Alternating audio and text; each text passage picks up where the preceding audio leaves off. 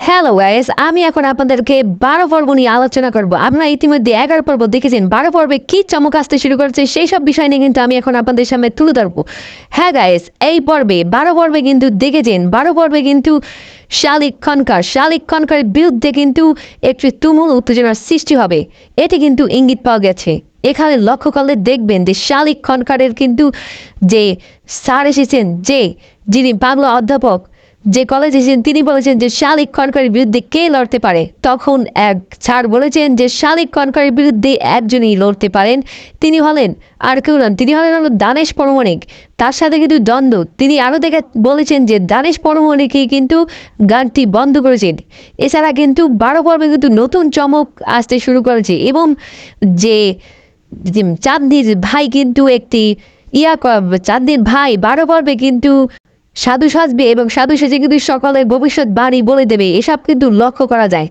এছাড়া দেখা যায় যে আমাদের ১১ পর্বে কিন্তু ঘটে গেছে যে মিশন বাবুকে কিন্তু মারতে চেয়েছিল, তখন কিন্তু সে বাঁচিয়েছে এবং মমলা কিন্তু এই মেশিন বাবুকে মারতে চেয়েছিল, পরে কিন্তু মেশিন বাবুর কাছে মমলা বাপ চেয়েছে।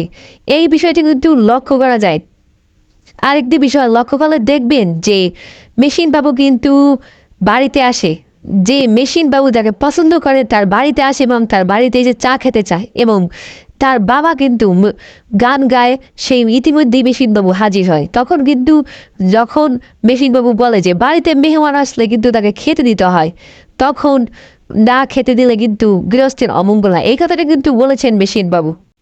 এছাড়া আরেকটি বিষয় লক্ষ্য করলে দেখবেন যে যে বাংলা ছাড় কিন্তু এখন তুমুল উত্তেজনার মধ্যে আছেন। তিনি কিন্তু এখন শালিক খনকারের বিরুদ্ধে চলে গিয়েছেন। এই বিষয়টি কিন্তু ১২ পর্বে দেখানো হতে যাচ্ছে। এই বিষয়টি কিন্তু আপনারা লক্ষ্য করবেন এবং এই নাটকটি কিন্তু দেখে থাকবেন। নাটক ছাড়ার সাথে সাথে কিন্তু আপনারা দেখি যে নাটক দেখে থাকেন। এই নাটকটি অত্যন্ত জনপ্রিয় হয়ে উঠছে।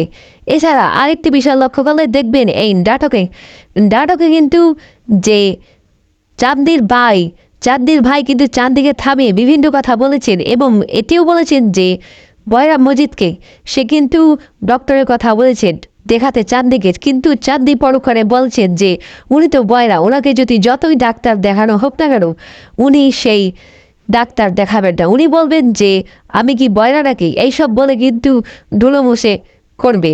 এছাড়া দেখা যায় মলা গাছ আনতে বলার কারণে কিন্তু সে কলা গাছ এনেছে। এই বিষয়টি কিন্তু ১১ পর্বে দেখা গিয়েছে। হ্যাঁ গাইস, আমার ভিডিওটি কেমন লাগলো তা অবশ্যই কমেন্ট করে জানাবেন।